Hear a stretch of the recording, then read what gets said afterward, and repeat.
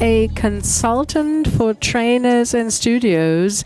He has helped many thousands of PTs on this topic, and it is about the legal framework for the duty of pension schemes and the current rulings of the Federal Social Court. Welcome, Marco Adelbar.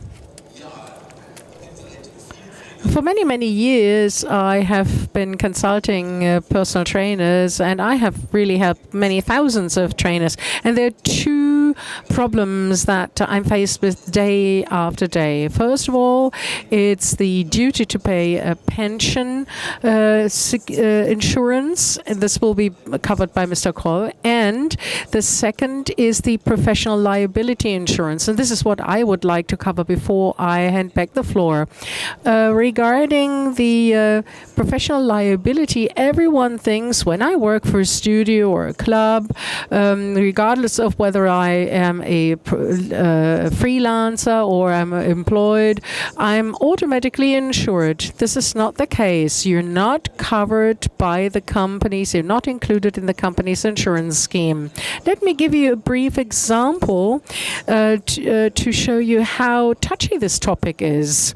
Let's just assume a freelance PT in a club actually pushes somebody down the stairs inadvertently and suffers a hemiplegia. All the absenteeism, the career losses, the nursing care costs, this easily adds up to several million euros.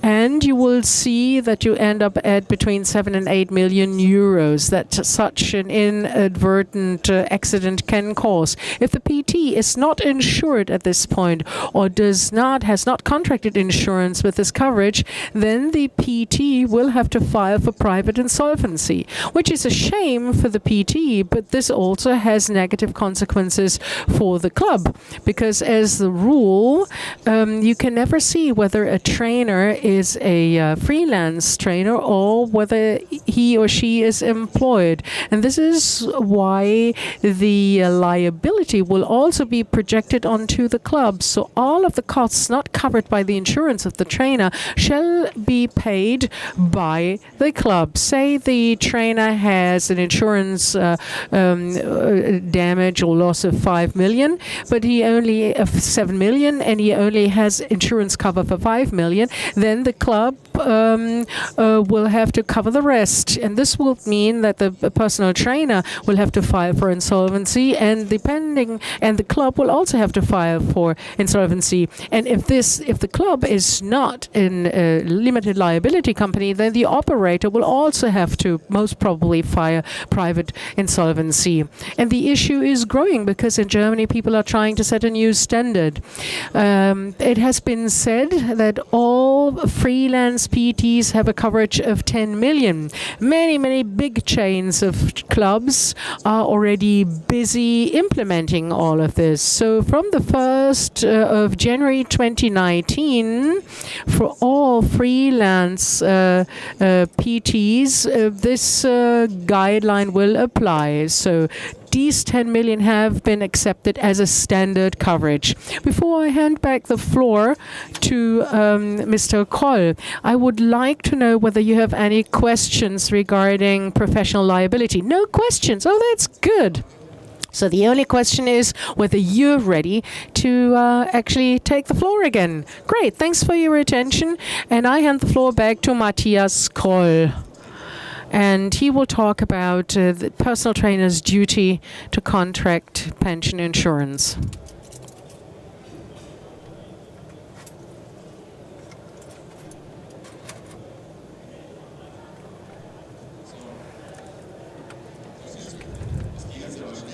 Oh, that was quick.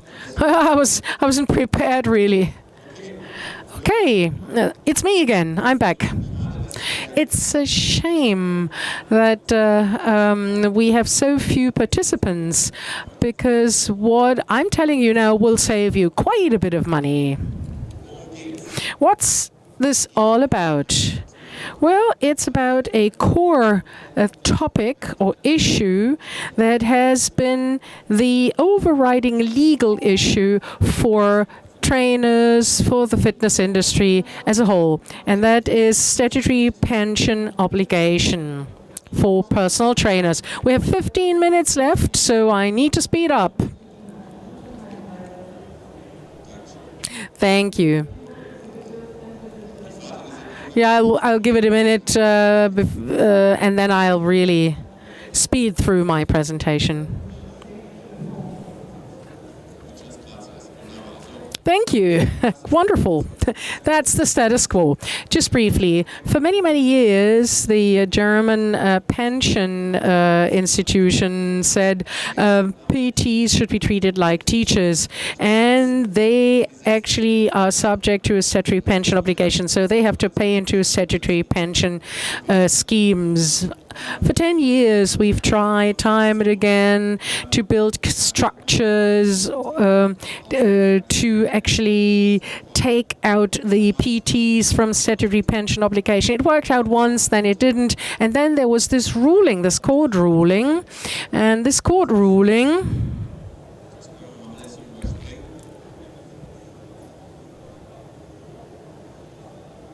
we can skip all of these charts.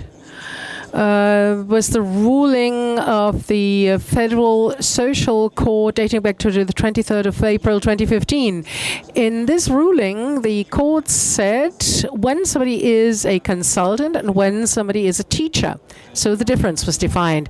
A teacher cannot be a consultant and the consultant cannot be a teacher. So if somebody is rated as a consultant, then this person is not subject to statutory pension obligation. But when is somebody a teacher and when a consultant?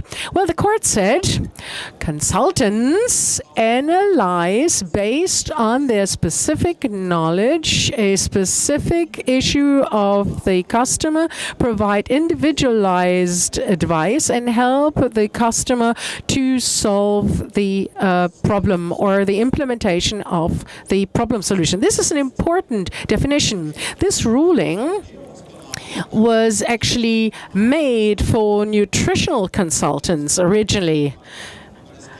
But it, of course, applies by the same token to all of a limitation between a teacher, a lecturer, or a consultant. In other words, personal trainers can work as consultants and they can be ranked or rated or categorized as consultants. It makes sense. Personal training is a one-on-one job. This is an individualized cooperation with the customer where a specific customer problem must be solved, reduce weight, or prepare for a certain competition or the like.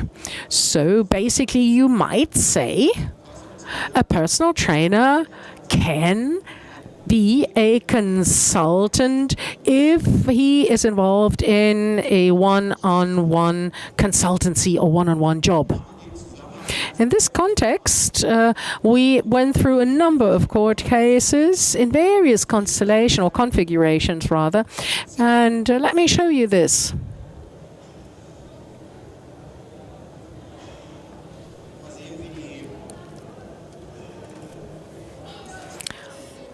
Let me show you what is feasible. We had one court case we litigated for one PT. This is anonymized, of course, but look at this. We had a refusal, and we asked for exemption from the statutory pension obligation. We got the ruling, and he actually filed this application to be exempted from statutory pension obligation in retrospect. Then the pension scheme said, no, we actually contradicted, and they said, after consideration of the matters of the fact, we must configure that the above-mentioned person was not subject to statutory pension obligation because he was not a teacher but a a consultant. And you know what happened next? He even got money back, because for the period from 2013 to 2017, he paid into the pension scheme almost 8,000 euros, and they were actually returned by the pension scheme. And on top of that, they even paid for our fees. So that was a situation where somebody had already paid into the pension fund and was actually exempted retrospectively. But then, of course, you only get the contributions returned for the past 4 years. Or you're being examined and you can actually contradict the ruling. You can defend yourself. There were cases where we had statements said where we even had to appeal to the social court, and the social court finally decided or ruled as follows.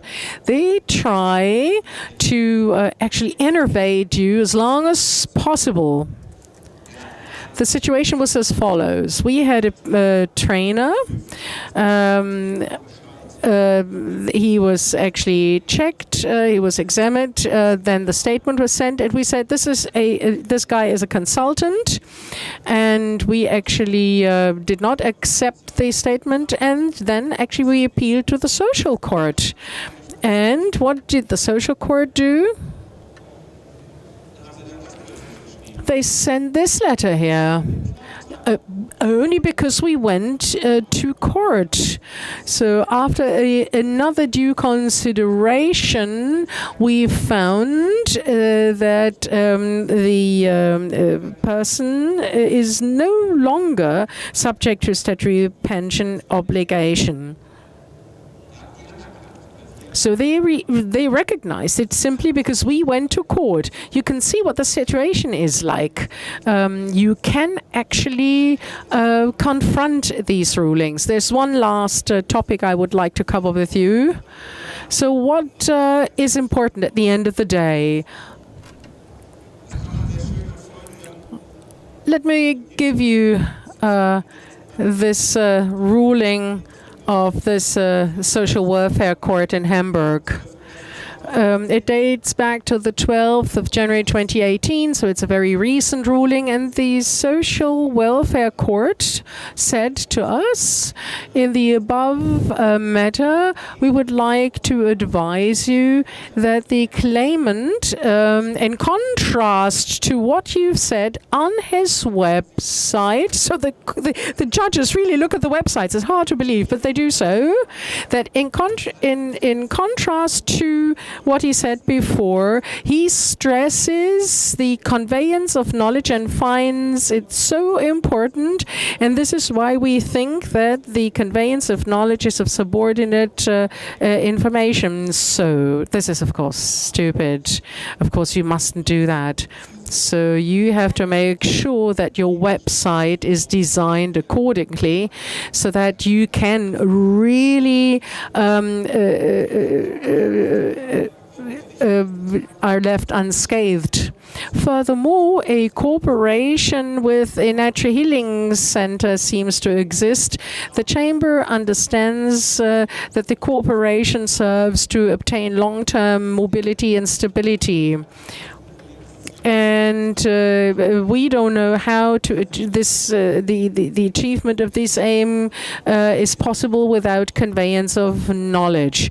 So there is no delimitation between conveyance of knowledge and individual support. So when I have the wrong website, or if I phrase it wrongly on my website, then I will end up in the statutory pension obligation. And last but not least, and this is a case that has not been decided upon yet, and it is of great importance. Look at the last paragraph. The claimant should actually present comprehensively and completely on the various fields of activity, and he should also tell us how many persons are served and whether groups are served and how big these groups are.